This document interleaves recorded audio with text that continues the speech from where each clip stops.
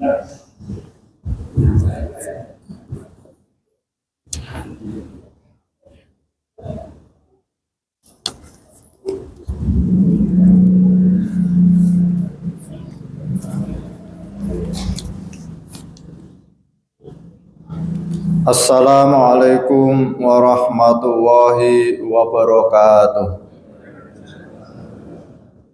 Al-Fatihah. A'udzu billahi minas syaitonir rajim. Bismillahirrahmanirrahim. Alhamdulillahi rabbil alamin. Ar-Rahmanir Rahim. Maliki yaumiddin. Iyyaka na'budu wa iyyaka nasta'in. Ihdinas siratal mustaqim. Siratal ladzina an'amta 'alaihim ghairil maghdubi 'alaihim waladdallin. Amin. Bismillahirrahmanirrahim. Subatur rabi'atu wa arba'una. Subatur rabi'atu wa arba'una. Tegese cabang iman kan kaping 44. Iku tinggal nyelo-nyelo wong Islam. Ana ing dalem pengarepan lan ing dalem burine. Qala Rasulullah sallallahu alaihi wasallam, bihasbim ri'in min syarri ayyuh kira akhahul muslim. Kulul muslimi alal muslim haramun damuhu wa maluhu wa irduhu. Kelawan kira-kirane menungso olone ing yento ngino-ngino ing sedulure Islam. Ana dene sekabehane wong Islam ing atase wong Islam iku haram getih lan artone lan kemaluane. Artine wajib ing atase wong Islam arep nyebut-nyebut kelawan baguse lan sapa-sapa wonge nolak ing wong kang nyebut olone dulure Islam, maka besok ngutus Allah Subhanahu wa taala ing malaikat ingkang nolak ing olone neraka jahanam. Bismillahirrahmanirrahim. Pagi hari ini kita melanjutkan cabang iman yang ke-44, yaitu menahan diri dari mencela atau menghina sesama muslim. Jadi di bulan Ramadan kita itu melaksanakan puasa secara ikhlas dan mengharap ridha Allah Subhanahu wa taala. Dan oleh Allah dijanjikan kalau orang itu melaksanakan puasa Ramadan secara ikhlas dan mengharap ridha Allah, maka dosa yang kita lakukan selama 1 tahun diampuni oleh Allah Subhanahu wa taala. Ini pasti sudah merupakan janji Rasulullah SAW. Man shoma Ramadhana imanan wa ihtisaban ghufira lahu ma taqaddama min dhanbi. Jadi kita punya keyakinan bahwa setelah kita melaksanakan puasa Ramadan ini, dosa kita yang berhubungan dengan Allah itu sudah selesai, bersih, tidak ada yang tersisa. Kita harus yakin, tidak boleh ragu-ragu. Jadi karena ini sudah merupakan janji Allah Subhanahu wa taala.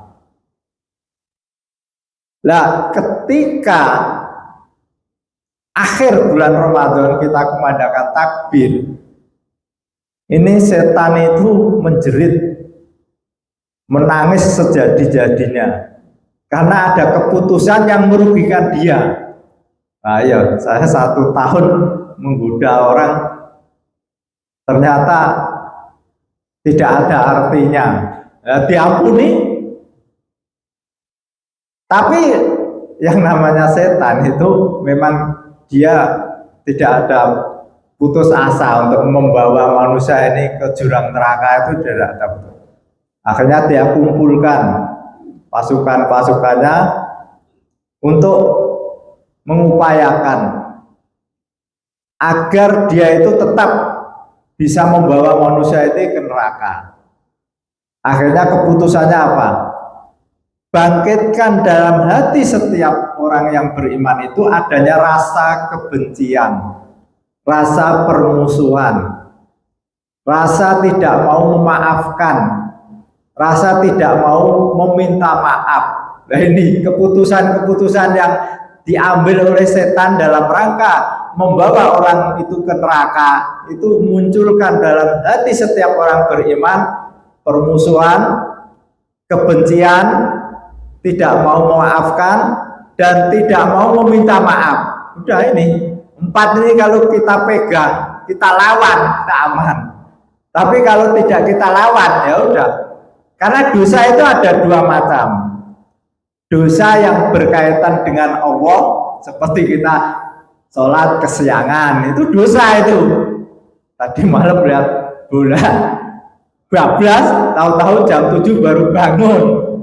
Ya tetap kita sholat subuh, tapi pelanggaran. Mestinya subuh kan tidak kesiangan. Nah ini kalau kita lakukan, itu akan diampuni Allah ketika kita melaksanakan bulan Ramadan itu, puasa. Tapi dosa yang paling berat dan paling sulit, dosa yang berhubungan dengan manusia. Kenapa? Karena Allah tidak akan memberikan ampun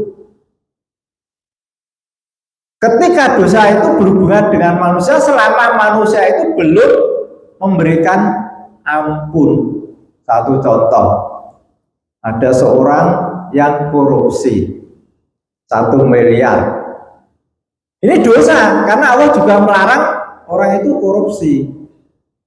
Tapi ketika orang itu mohon ampun pada Allah agar korupsinya itu diampuni, Allah tidak akan memberikan ampun pada orang ini sebelum uang yang dikorupsi itu dikembalikan. Selama uang 1 miliar itu tidak dikembalikan, selama itu pula ampunan Allah tidak akan diberikan. Itu satu. Lalu yang kedua, dia harus minta maaf kepada seluruh warga negara yang uangnya tadi dikorupsi. Nah ini paling berat. Nah, saya ini Pak Sigit mengalamatkan, ya sudah saya maafkan. Pak Yudiawi tidak bisa. Uang itu mestinya buat bangun masjid, kok malah kau buat sekalipun dikembalikan. Tapi ini sulitnya luar biasa, maka ya mudah-mudahan saja untung kita tidak menjadi pejabat. Berat itu menjadi pejabat, godaannya kan banyak. Jadi itu paling berat. Atau mungkin kita mengambil uang saudara kita pinjam, utang, tapi ditagih tidak bayar. Saya hutang sama Pak Judawi 1 juta, tidak bayar. Lalu Allah tidak akan mengampuni kesalahan saya karena saya berhutang tidak bayar, itu dosa terhadap Allah. Allah kan melarang kita kalau berhutang harus bayar.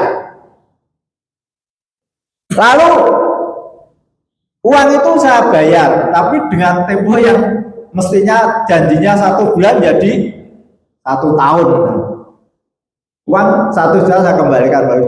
Ini belum bisa, pengampunan Allah itu belum bisa sekalipun kita sudah bayar, selama Pak Judawi itu belum memberikan maaf atas keterlambatan itu. Ya, kan sulit ini. Nah, makanya agama kita paling berat itu berhubungan dengan manusia. Kalau berhubungan dengan Allah itu udah fasilitasnya banyak. Kita sholat 5 waktu itu bisa menghapuskan dosa-dosa kecil kita. Setiap kita sholat kan oleh Rasulullah digambarkan, setiap orang sholat itu diibaratkan orang mandi. Nah kalau kita mandi otomatis kotoran-kotoran kan jadi bersih. Duhur kita mandi, kotoran bersih. Nanti asar mandi lagi, kotoran bersih lagi. Maghrib mandi lagi 5 kali. Jadi dosa-dosa yang kita lakukan di jalan, ada orang yang cantik kita lihat itu kan dosa.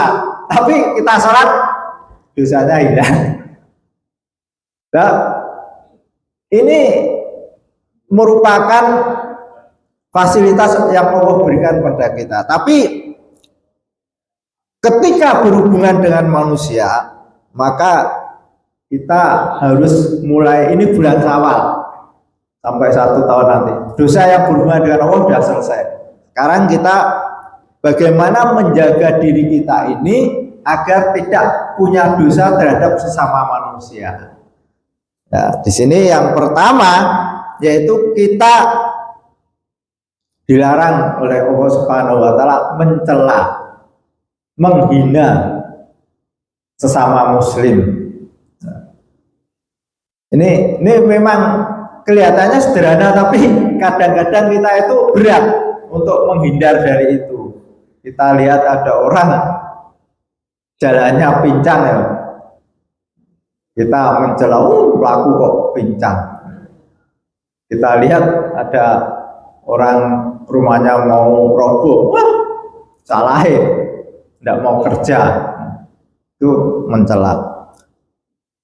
Lalu yang kedua, kita dilarang menyakiti saudara kita, baik dengan lisan maupun dengan perbuatan. Kadang-kadang kita itu rasanya kalau tidak ngomong sing mantep, sing kira-kira orang lain tuh sakit itu sulit, sehingga ditajam-tajamkan lidahnya itu, sementara orang lain tersakiti. Lalu yang ketiga, Rasulullah itu melarang kita itu mengalirkan darah saudara kita. Yang kedua, Rasulullah itu melarang mengambil harta dari saudara kita. Yang ketiga, Rasulullah melarang kita mencabik-cabik kehormatan saudara kita. Nah, ada 3 poin ini yang harus kita perhatikan. Bagaimana kita harus melawan jangan sampai mengalirkan darah saudara kita. Sampai-sampai Allah menurunkan hukum, yaitu qisas. Seseorang yang membunuh saudaranya maka dia harus dibunuh. Ini dalam rangka menjaga agar orang itu tidak melakukan atau menyakiti saudaranya. Kalau dia memotong tangan saudaranya, maka dia harus dikisos, tangannya harus dipotong. Lalu yang kedua, Rasulullah melarang kita mengambil harta saudara kita. Maka oleh Allah, bagaimana orang itu agar tidak mengambil harta orang lain, ada hukum potong tangan. Maka ketika orang itu mengambil harta orang lain harus dipotong tangannya. Ini dalam rangka menjaga agar orang itu hidup tenang. Jangan sampai ada rasa takut hartanya diambil orang. Jangan sampai ada rasa takut diancam mau dibunuh orang. Lalu yang ketiga, Rasulullah melarang kita itu mencabik-nyabik kehormatan saudara kita. Kita sudah susah payah bekerja di luar kota sampai 1 minggu tidak pulang, sementara istri kita di rumah diganggu oleh tetangga kita. Ini satu pelecehan kehormatan. Sehingga dengan adanya hukum rajam, orang yang melakukan perzinahan terhadap tetangganya, terhadap orang lain yang sudah punya suami, atau orang yang sudah punya istri melakukan perzinahan, maka hukumnya berat. Karena apa? Karena ini merusak kehormatan, merusak ketenangan, Bagaimana seorang suami bisa tenang kerja di luar kota sementara istrinya di rumah bersenang-senang dengan orang lain? Maka dosa besar dan hukumnya sangat berat kalau ini dilakukan oleh seorang istri atau sebaliknya oleh seorang suami. Al-Fatihah. A'udzubillahi minasyaitonirrajim. Bismillahirrahmanirrahim. Alhamdulillahirabbil alamin. Arrahmanirrahim. Maliki yaumiddin. Iyyaka na'budu wa iyyaka nasta'in. Ihdinas siratal mustaqim. Siratal ladzina an'amta 'alaihim ghairil maghdubi 'alaihim waladdallin. Wassalamualaikum warahmatullahi wabarakatuh.